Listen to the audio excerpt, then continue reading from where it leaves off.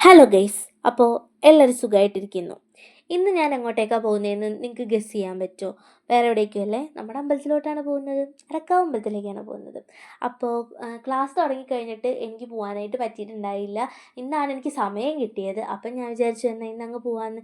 അങ്ങനെ അമ്പലത്തിൽ പോയി എണ്ണയൊക്കെ മേടിച്ച് കഴിഞ്ഞിട്ട് നേരെ അകത്തോട്ട് കയറിയപ്പോൾ കറക്റ്റ് ടൈമായിരുന്നു ഗൈസ് ദീപാരാധനയുടെ.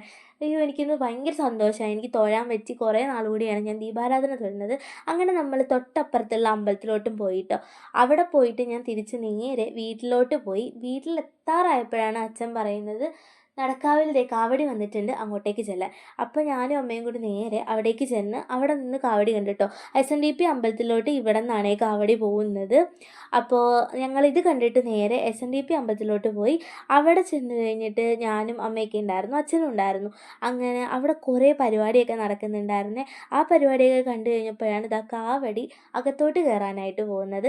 പിന്നെ അതൊക്കെ കുറേ നേരം നമ്മൾ അവിടെ നിന്ന് കണ്ട് നല്ല രസമുണ്ടായിരുന്നു കേട്ടോ. അങ്ങനെ നമ്മൾ നേരെ വീട്ടിലോട്ട് വന്നു. അപ്പോൾ ഇന്ന് ഇത്രയേ ഉള്ളൂ. ബായ്.